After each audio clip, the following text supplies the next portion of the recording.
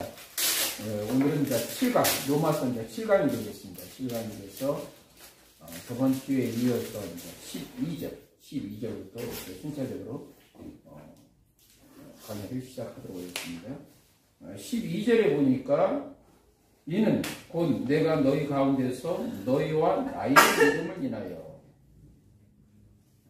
여기서 이제 중요한 말을 하고 있습니다. 12절에 보니까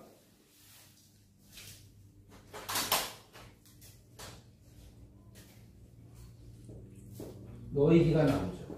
그리고 이제 바울에 대한 그것이 나오고, 그래서 무엇을 통해서? 믿음을 통해서 안위를 받게 한다. 라는 부분이 나왔어요. 그런데 뭐합니까? 피차. 여기서 우리가 이제 알 수 있는 것은 12절 부분에 대해서 우리가 먼저 전 이해에서 우리가 짚어볼 것은 뭐냐면, 제가 사도 바울이 로마서를 기록하는 목적이 뭔가, 여러 가지 많은 신학자들이 로마서를 기록하는 목적을 이야기하고 있는데, 저는 무엇보다도 사도 바울의 로마서 목적을 건강한 교회,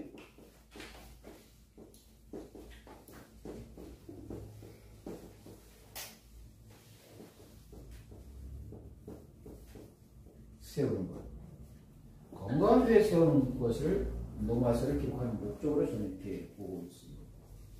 자, 건강한 교회에서 했을 때 사도 바울은 어떻게 강조하죠? 너희와 나의 믿음으로 있어.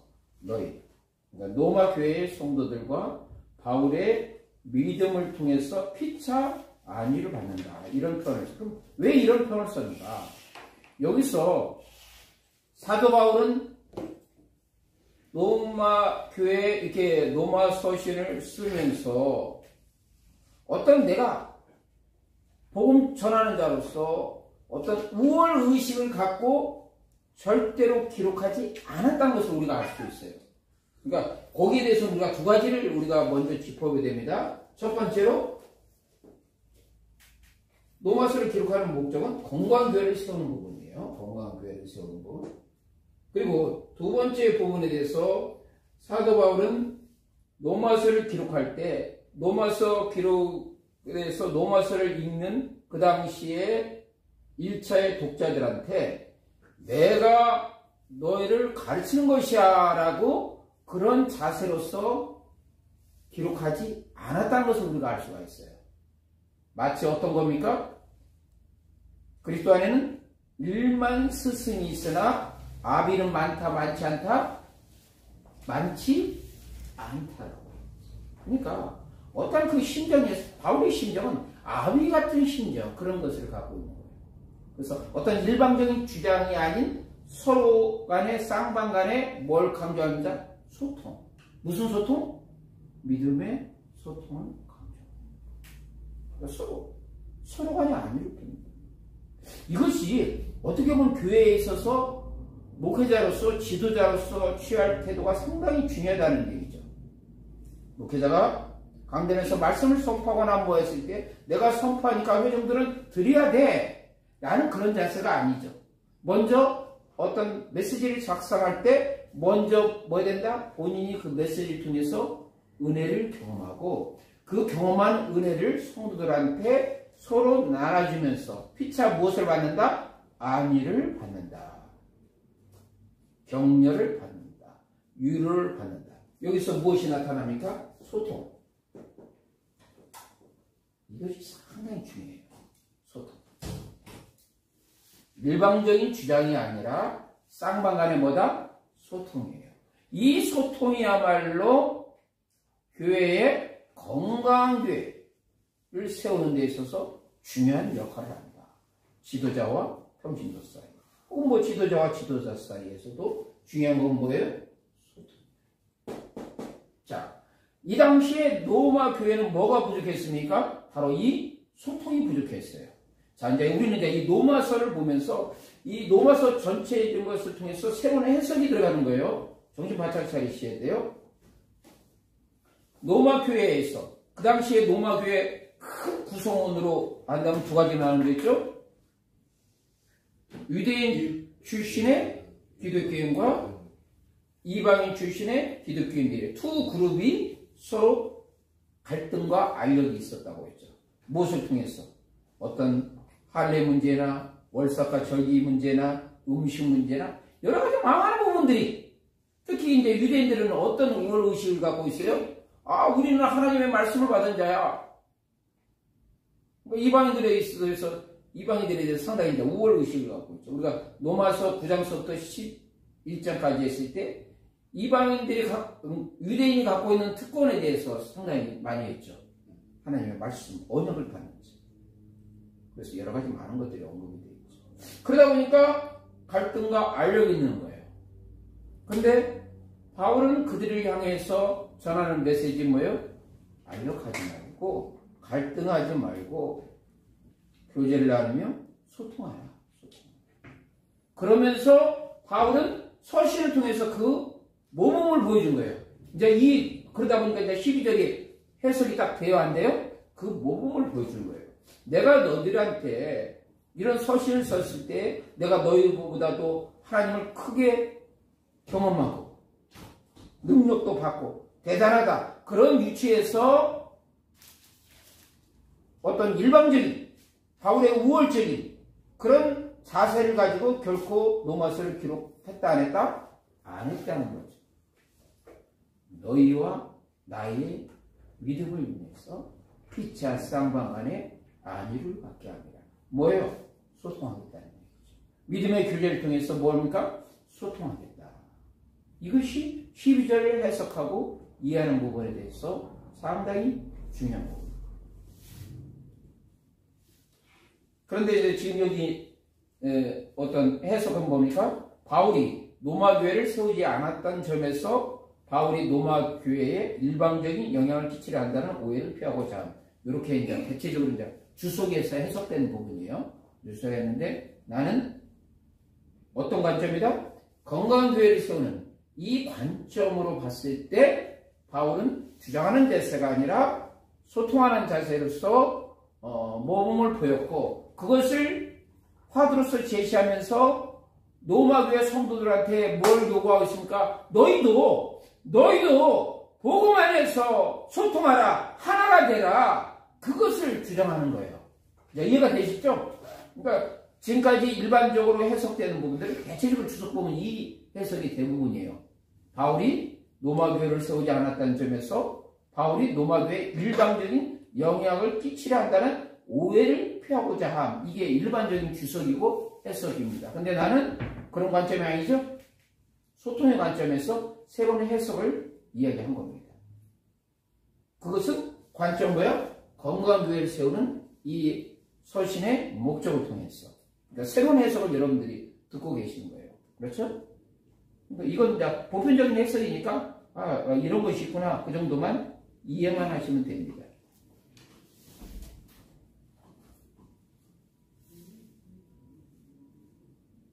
자, 그 다음에 이제 13절 부분에 대해서 이제 우리가 봅니다.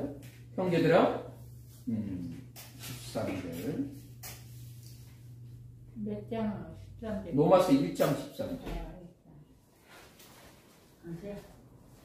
13절 부분이니까 형제들아, 내가 여러 번 너에게 가고자 한 것을 너희가 모르기를 원치 아니하노니 이는 너희 중에서 다른 이방인 중에서 같이 무엇을 맺는다? 무엇을 맺는다? 열매 맺는다. 자, 12절에서 이제 안위에 대해서 이야기를 했는데 13절 부분에서 핵심 부분은 뭡니까? 열매 맺는 거에 대해서 이야기해 봅시다. 갈비뼈가 큰다.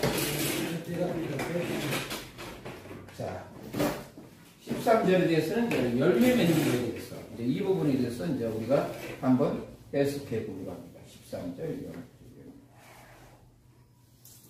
여기서 이제 열매에 대해서 이제 언급이 되죠. 어떤 적절한 결과, 유익되는 결과. 그러니까 바울이 성경서에게 사용되는 그 유익이랬죠. 열매를 바울의 무슨 사역? 선교 사역. 이것은 이제 복음의 열매가 됩니다. 복음의 열매. 열매 얘기하면 이제 여러 가지 다양하게 이제 우리가 알 수가 있죠. 복음에 대한 많은 사람들이 이방인들이 복음을 알지 못하다가 이 복음을 듣고 나서 변화받는 거죠. 이것을 통해서 하나님의 생명이 없는 자에게 뭡니까? 하나님의 생명이 부여되는 거죠. 아멘. 이 복음을 통해서, 이 복음을 통해서 예수 믿음을 통해서 뭐가 나타납니까? 성령의 내주하심이 경험돼요. 성령의 내주하심.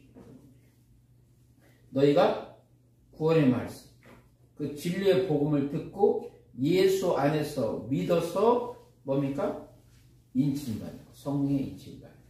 그리스도가 성령께서 우리에게 내주하십니다. 너희가 하나님의 성전인 것과 하나님의 성령이 너희 안에 있는 것을 너희가 알지 못하라. 이게 뭘 겁니까? 성령이 내주하십니다. 하나님의 생명의 씨앗이 있는 것. 무엇입니까? 이 복음을 통해서. 바울의 성교 사역을 통해서 많은 사람들이 변화받고 예수님을 주님으로 그리스도에 영접합니다. 그리고 그것을 통해서 어떤 개인이 바뀌는 것뿐 아니라 그 지역 공동체가 바뀌어집니다. 그러니까 심지어 뭐랍니까? 사도 바울이 가는 곳은 천하를 요동케 한다고 그랬죠. 그냥 완전히 지역이 변해버리는 거예요. 지역이 복음화되는 부분에서 놀라운 그 변화의 역사가 나타나는 거예요. 그런데 사실은 이러한 그 열매 맺는 것이 바울 당시에뿐 아니라 우리가 기대하는 것은 뭐예요? 지금도 복음의 역사가 나타나야 돼요. 왜? 복음은 능력이 있거든요. 복음은 변화시키고 새롭게 하는 하나님의 능력이 있기 때문에. 그러니까 우리는 그 어마무시한 이런 복음의 능력을 갖고 있음에도 불구하고 세상이 바뀌지 않았던 것은 우리의 미션 사명을 다하지 했다 못했다? 못했다는 거죠. 우리가 이제 그것을 봐야 되는 거예요. 심지어 바울은 어때? 바울. 예수 믿는 사람들을 핍박하는 그가 복음을 통해서 변화받았잖아요. 그렇죠? 예수 믿는 사람들을 핍박했던 사울이 변해서 바울로 바뀌고 예수를 위해서 순교자에까지 들어갈 수 있고 복음을 위해서 일생을 헌신한 자로서 바뀐 시인지가 됩니다. 그러니까 우리가 이런 부분에 대해서 복음의 열매를 맺어야 돼요. 복음의 열매. 왜? 근데 그 뒤에도 나오지만은 그래서 바울이 강조하는 것은 뭡니까? 너희는 복음의 뭡니까? 하나님의 사랑에 빚진 자라고 이야기하는 거예요.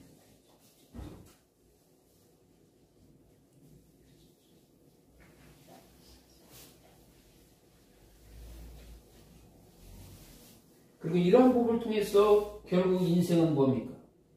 이 복음의 열매를 통해서 사람이 바뀌는 것은 어떻게 바뀝니까? 자기 중심에서 누구 중심으로 바뀌어요? 예수 중심.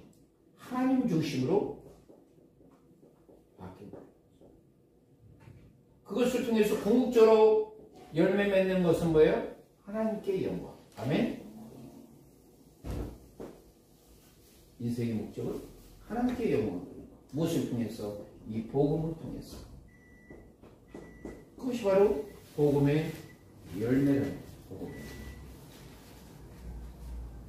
그러면서 사도 바울이 이 복음의 놀라운 복음을 로마 교회도 다시 한번 전하기 위해서 새롭게 하기 위해서. 무엇을 위해서? 건강한 교회를 위해서. 무엇을 위해서? 건강한 교회와 또 사도 바울이 이 로마에 가서 앞으로 거기서 사역을 할 때 뭐가 나타난다고 했죠? 처음에 복음이 예루살렘 교회를 태동해서 그 다음에 안디옥을 통해서 1차, 2차, 3차의 선교 사역이 진행됐죠. 아멘?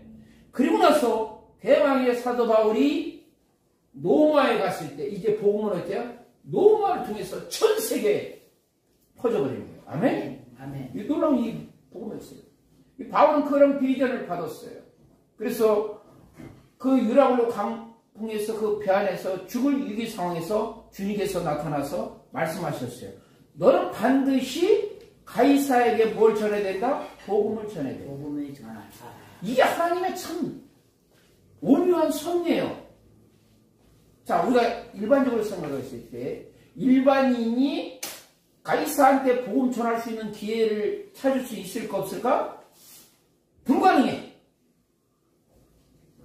그건 가능이 안 돼요. 어떻게 복음을 전할 수 있어요? 가다 그냥 잡혀가지고 못하는 거예요. 근데 하나님께서 어떻게 복음을 전하겠어요?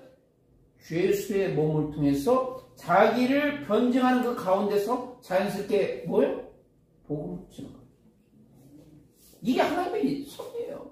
인간을 상상을 초월하는 부분이 하나님의 섭리. 예수님께서 십자가의 죽으심을 통해서 그분이 다시 사심을 통해서 모든 이에게 구원을 베푼 것은 천사들도 알기 원했던 거예요. 그리고 심지어 사단도 그걸 몰랐어요. 사단도 몰랐어요. 사단은 예수님이 죽으면 모든 것이 다 끝나는 걸로 생각을 했던 거야. 근데 그분이 다시 살아난 거야. 사단의 머릿속에 있었다 없었다? 없었다. 그러니까 바울이 얘기잖아요. 오라. 그 부분에서 하나님의 그 신용막측한 지혜에 대해서 로마서 11장에서 감탄사를 벌이잖아요. 하나님의 지혜와 지식의 부유함, 풍성함이에요. 이 위대한 복음의 능력을 우리가 오른손에 붙잡고 있다는 얘기예요. 그것을 흔들고 행사를 해야 돼. 아멘. 응? 세속적인 권리에서 완장차고 목소리 내지 말고 복음을 들고 복음의 완장차고 한번 세상을 바꿔보자는 얘기예요. 아멘. 복음의 완장차 합시다. 아멘? 아멘. 그러니까 사도 바울이 복음을 통해서 간절히 소망하는 것은 뭐예요? 열매 맺는 거예요. 열매. 얼마나 간절함이 있었는지. 근데 길이 막혔다. 길이 막혔다. 그래서 이제 길이 막혔다에 대해서 여러 가지 이제 신학적인 해석이 나와요. 뭐 사탄이 막았다. 신적 수동체로 해서 여러 가지 이제 문제 때문에 하는 부분이 막혔다. 근데 사실은 길이 막혔다고 하는데 나는 이 길이 막혔다는 부분에 대해서 뭐냐면 하나님께서 더 좋은 것을 주시겠어. 아멘? 아멘. 우리가 기대하는 것보다도 더 좋은 것을 주시기 위해서 하나님의 섭리가 개입됐다라고 생각하죠. 그래서 아까 그 부분에서 내가 얘기했죠. 복음이 오순절날 성령의 강림을 통해서 마가의 다락방에서 교회가 태동이 되고 아멘. 그리고 나서 안디옥 교회를 통해 수리아 안디옥 교회를 통해서 1차, 2차, 3차의 그 완전히 변화를 바꿔버리잖아요. 완전히 바꿔버리잖아요. 아멘. 응? 그게 딱 마무리되고 나니까 비로소 뭐야? 로마 교회에 복음 전할 수 있는 하나님께서 기회를 주신 거예요. 우리도 마찬가지예요. 우리의 어떤 사역의 장에서 주님께서 우리가 쓰시는 부분이 있어요. 현 자리에서 충성을 다하고 잘 그 준비되면 그 다음 단계로 주님께서 인도하신다. 아멘. 우리가 이 대표적인 것을 뭘로 볼 수 있냐면 엘리야를 통해서 우리가 알 수가 있어요.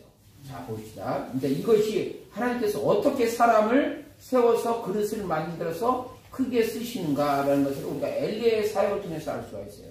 자, 디셉 사람 엘리야가 왕에게 앞에 서서 내 말이 없으면 수년 동안 하늘에 우루가 내리지 않는다. 그러니까 비뿐 아니라 이슬도 내리지 않는다. 왜? 이슬조차까지 농사에 필요한 부분이에요. 그것조차 없다라고 얘기했어요. 자, 그러면 우리가 이것을 생각해 보세요. 엘리야가 아방 앞에 서기 위해서 얼마나 많은 훈련을 했겠어요? 얼마나 하나님께서 그를 단련시켰어요? 왜? 적어도 아방 앞에서 엘리야가 그 메시지를 전하기 위해서는 죽기를 각오해야 될까? 안 해야 될까? 각오를 해야 돼. 그런데 우리가 통상적으로 죽기를 각오해서 그런 것을 하나님의 메시지를 전하려고 할 때 준비되지 않으면 두려워서 할 수 있을까 없을까? 없어. 그러니까 하나님께서 엘리야를 아주 빡세게 훈련시켜서 준비시켜서 아방 앞에서 그 메시지를 전하게 한 거예요. 아멘? 내 말이 없으면 수년 동안 하늘에서 우루가 내리지 않는다. 근데 말입니다. 우리는 항상 우리가 지금까지 오면서 그러면 엘리야는 아방까지 쓰기 위해서 그 준비만 하면 된다라고 대부분 생각을 해요. 그 정도면 충분하게 준비가 됐다라고 생각해요. 근데 하나님 보시기에는 아니라는 거예요. 더 그것을 준비하는 것을 하나님께서 원하세요. 그러면 하나님께서 엘리야를 다음 단계로 훈련시키는 건 뭐예요? 그러니까 아방 앞에 쓰기 위해서 훈련시키는 그 과정이 있다면 이제는 이 바알과 아세라 이 악한 세력을 괴멸시킬 수 있도록 엘리야를 훈련시킬 필요가 있어. 그러려면 어때요? 더 큰 훈련시켜야 돼. 아멘? 어려운 특공 훈련시켜야 돼. 일반 그 군인들이 훈련시킬 때 일반 평상시킨 훈련이 있는데 또 어떤 때요? 뭐 1년에 한 번씩 또 유교 훈련을 시키잖아요. 또 어떤 부대는 특공 훈련을 시키잖아요. 막 혹한기에 버틸 수 있도록. 왜? 그런 상황에 있으면 전투를 수행을 해야 되니까 훈련을 시키는 거야. 훈련 안 하면 그런 상황이 있으면 당황해서 오합지졸이 되는 거예요. 며칠도 굶긴데. 굶겨.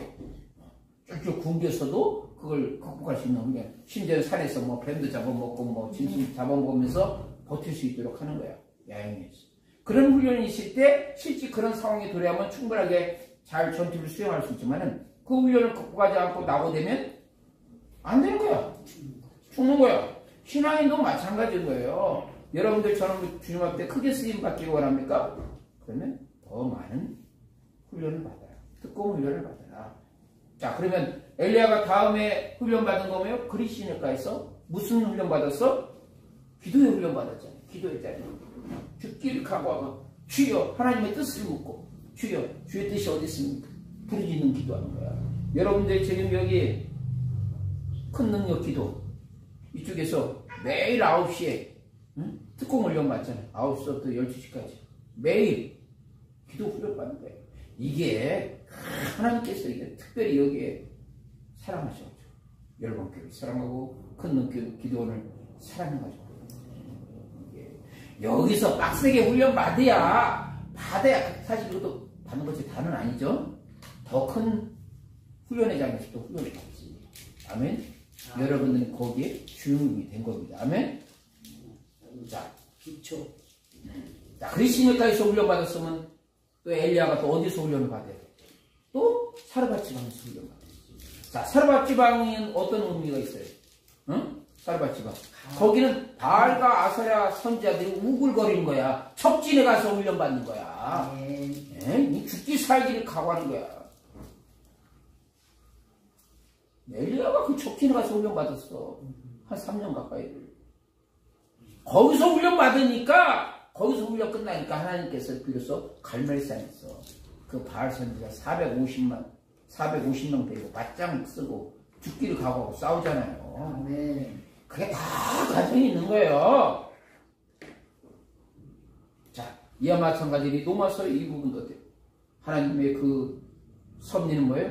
예루살렘 교회에서. 그 다음에 안디옥 교회에서 1차, 2차, 3차 선교사역을 통해서 드디어 대망의 그 길을 마치고 나니까 길이 막혔다. 그렇게 표현을 썼는데 사실은 길이 막힌 게 아니었어요. 1차, 2차, 3차의 선교사역을 성공적으로 수행할 수 있도록 하나님께서 뭐예요? 찬스를 주신 거야. 시간을 주신 거야. 그게 끝나고 나니까 비로소 로마 교회 가서 복음이 전 세계에 확산할 수 있도록 하나님께서 기회를 주신 거예요. 여기 있는 자리에서 우리가 특공훈련 받으세요. 이 내용을 이렇게 해석을 했는데 뭐 원인이 돼서 뭐 여러 가지 뭐 인해서 방문할 기회가 없다고 이건 이제 신학적으로 해석하는 부분들인데 사실 여기에 있는 부분은 그 길이 막혔다는 그런 의미보다도 바울의 그 사역을 완벽하게 수행하고 나서 그때 비로소 더 좋은 복음 사역의 찬스 기회를 열어주셨다. 아멘. 자, 여러분들이 어떤 이제 노마서를 지금 이제 새롭게 여러분들이 좀 해석을 하고 있는 거예요. 지금 하나하나 듣는 것들이 기존하고 좀 다르게. 자, 14절 읽어봅시다. 14절에 보니까 헬라인이나 야만인이나 지혜 있는 자나 어리석은 자에게 다 내가 무슨 자라? 빚진 자. 자, 우리가 이제 빚진 자에 대해서 생각합시다. 아까는 이제 열매 맺는 거에 대해서 우리가 생각을 했는데,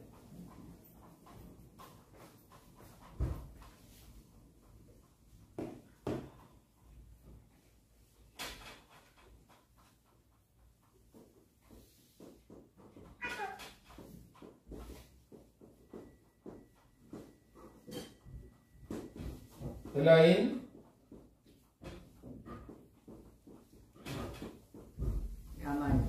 야만인, 지혜 있는 자, 어리석은 자.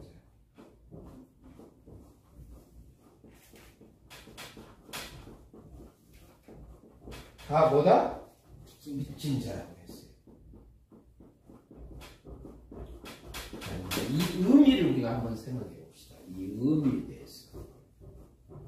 지혜 있는 자, 어리석은 자.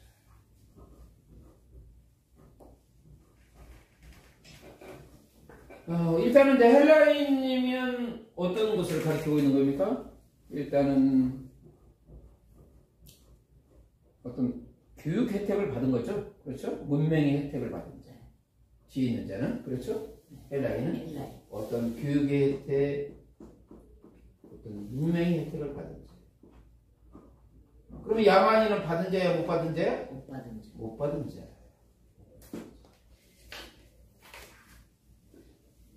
지혜 있는 자는 어떠한 부분에서 깨닫는 자고, 어리석은 자가 뭐야? 깨닫지 못하는 자야. 이런 모든 부류의 바울은 빚진 자다.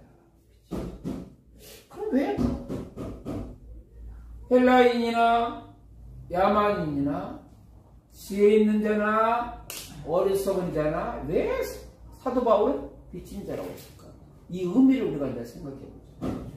어떤 교육의 문명을 받고 어떤 모든 곳에서 세상의 섭리에 대해서 지혜롭게 깨달은 자한테도 빚진 자고, 전혀 깨닫지 못한 자도 한테도 사도 바울은 빚진 자라고 왜 그런 말을 했을까? 이것을 우리가 이야기해서는 고린도서 1장 부분을 우리가 이해해야 돼요. 고전 1장 부분에 대해서 우리가 그것을 이해해야 돼요.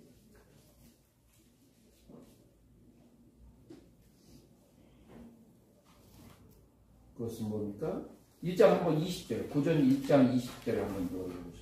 지혜 있는 자가 어디 있느냐, 선비자가 어디 있느냐, 이 세대의 변론자가 어디 있느냐. 하나님께서 이 세상의 지혜를 밀어나게 하신 것이 아니냐. 자, 이 세상의 지혜로,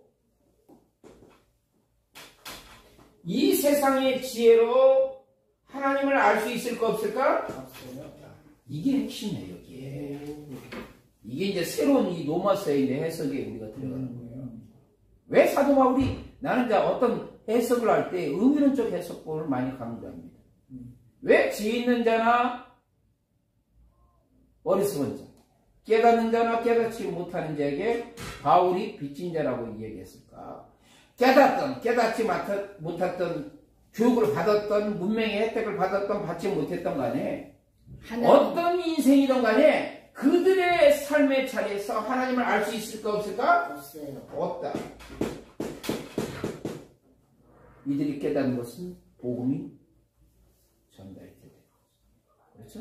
그래서 사도 바울이 얘기했죠. 은혜가 아니고요. 응? 은혜가 아니고 복음으로. 복음을 통해서 하나님의 은혜 가운데 깨달아진다. 이렇게 표현하면 되겠죠? 네. 복음을 통해서 하나님의 은혜 가운데.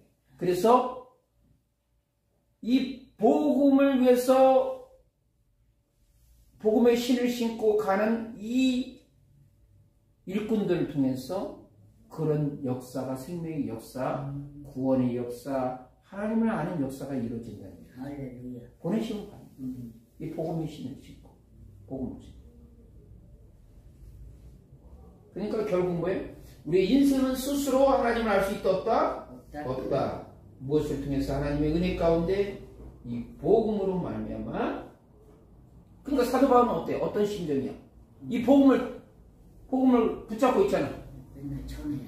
그러면 전해야 돼? 안 전해야 돼? 전해야 돼. 전해야 되지. 그러니까 빚진 마음을 갖고 있는 거야. 근데 그 빚진 마음을 사도 바울만 갖고 있어야 돼? 아니면 오늘 우리도 갖고 있어야 돼? 우리도 갖고 있어야지. 그래서 사나 주구나. 그러니까 예를 들어서 어떤 동네에서 복음을 듣고도 안 믿으면 책임이 어디 있어? 그들의 책임이 있지. 근데 복음을 듣지 않고 죽어버리면 그 책임의 화는 어디야? 복음을 보는 자. 이게 어마무시한 얘기인 거야, 이게. 응? 이게 사도 바울이 이렇게 얘기했을 때 그냥 이야기한 게 아니에요. 너희들이 복음을 갖고 있느냐? 그럼 그 복음을 전하는 자가 있다. 복음을 전하지 않으면 너에게 화가 있다. 아멘. 복음을 전하고도 안 믿으면, 안 믿는 인생이 화가 있지만, 복음을 안 전하고 죽으면 그 화가 우리한테 들어가요. 사도 바울이 이런 관점에서 이걸 한 게, 이게 복음의 빚진 자는 바로 그런 핵심의 의미가 바로 그런 부분이에요. 여기서 보면 단순히 그냥 단어적인 풀이, 헬라인, 야만인, 지혜 있는 자, 어리석은 자, 이 단어적인 그 풀이 부분이 이 주석과 해석의 핵심이 아니란 얘기예요. 이해가 되셨죠? 아멘. 여기서 본질적으로 다른 것은 뭐냐면 복음을 갖고 있다면 그 복음을 전하는 자가 돼요. 복음을 전할 때 그들이 안 믿으면 그들의 책임이지만 전하지 않고 그들이 죽어간다면 그 책임은 바로 너희들에게 있다. 그러면 우리는 뭐다? 바울은 복음의 빚진 자다. 여러분은 복음의 뭐다? 빚진 자. 이해가 되셔야 한대요. 아멘. 느낌이 팍 오죠? 아멘. 이렇게 이제 로마서 공부를 접근해요.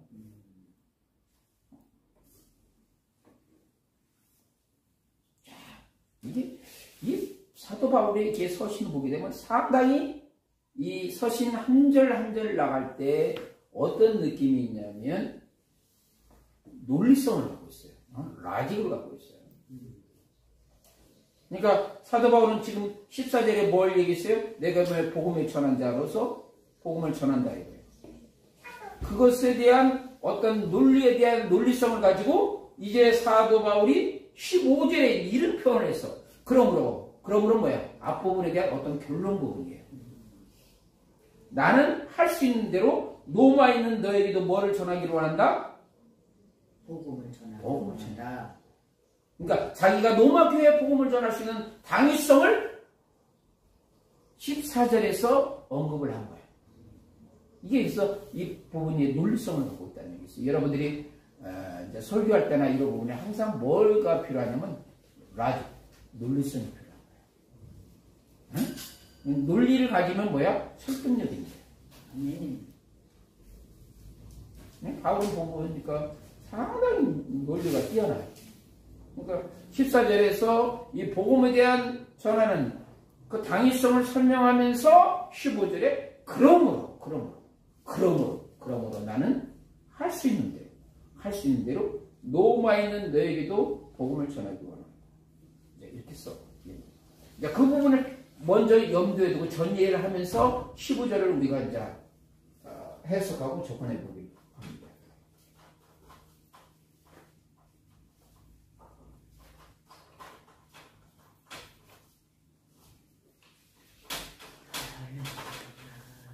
이제 바울은 어디에도 로마 교회. 로마 교회도 보니까 복음을 전하겠다는 얘기죠. 그렇죠? 아멘. 복음을 전하겠다. 그런데 로마 교회는 이미 복음을 받았어, 안 받았어? 받았어요. 바울이 아닌 다른 경로 중에서 이미 복음을 받았어. 근데 다시 사도 바울이 복음 전하기를 원한다고 했어. 왜? 아까도 얘기했죠? 가장 사도 바울의 그 로마서 하는 것은 뭐야? 건강한 교회. 그렇죠?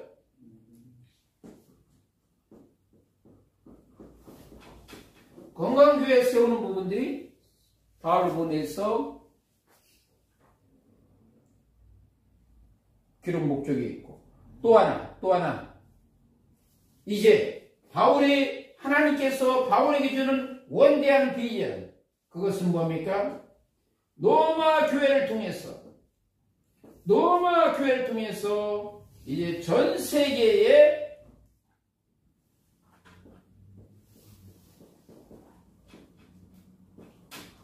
복음이 전파됩니다. 이게 필요했던 거예요. 아멘. 그러기에 다른 바울 서신보다도 로마서 보면 어떤 신학적이나 이 부분들이 집대성했다 그런 느낌이 드는 거예요. 그러니까 이제 느낌이 오죠? 예. 아하, 이때는 뭐가 해야 돼? 아하가 나옵니다. 할렐루야. 이때 왜 다른 서신보다도 로마서가 이렇게 집대성한 신학의 이 부분을 집대성했을까? 이걸 통해서 여러분들은 뭘 경험해야 돼? 아하가 나와요.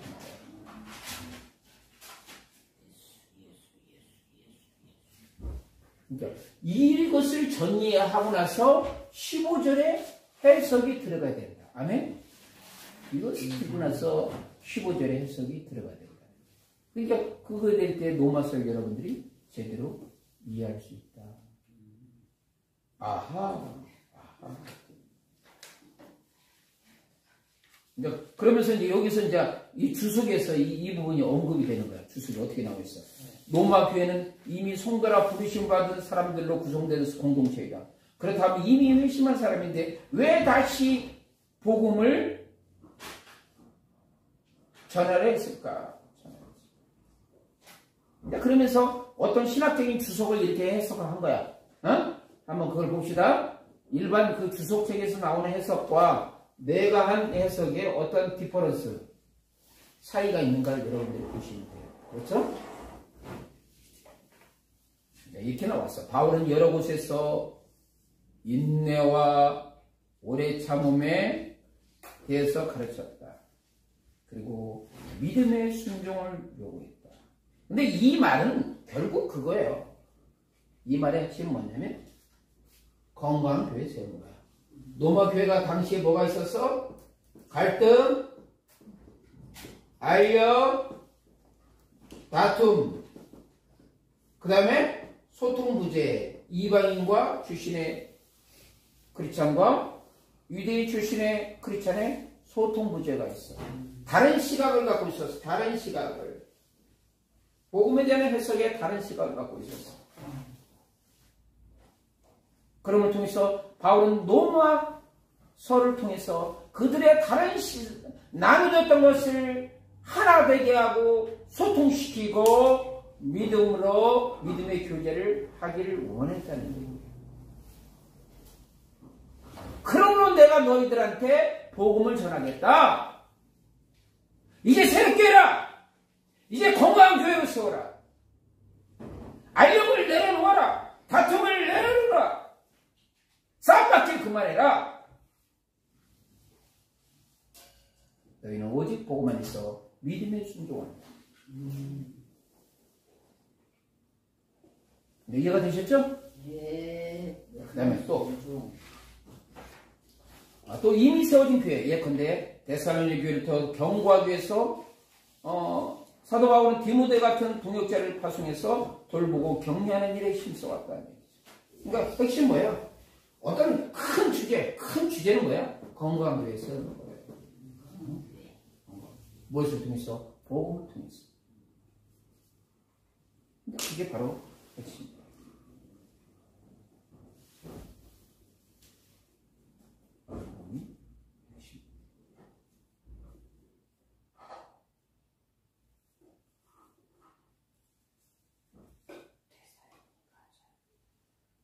그래서 우리가 오늘은 12절부터 15절까지 부분에 대해서 이렇게 로마서 부분을 새롭게 해석하고 한번 접근해 봤습니다. 여러분들이 이 복음의 완장을 차시고, 복음의 뭘 찬다? 완장 차시고, 완장 차고 복음을 통해서 이 세상을 변화시키고 여러분의 지역사를 변화시키고 그들 속에서 하나님을 경험하고 하나님을 만나고 온전히 하나님께 영광 돌리시도록 소망합니다. 아멘. 기도하겠습니다. 참 좋으신 하나님 감사합니다. 우리가 복음을 통해서 새롭게 접근하고 새롭게 보았습니다. 그 사랑과 은혜 속에서 우리 신앙과 믿음이 더욱더 성숙하며 성장하게 주시옵소서. 예수 그리스도 이름으로 기도합니다. 아멘. 할렐루야. 할렐루야.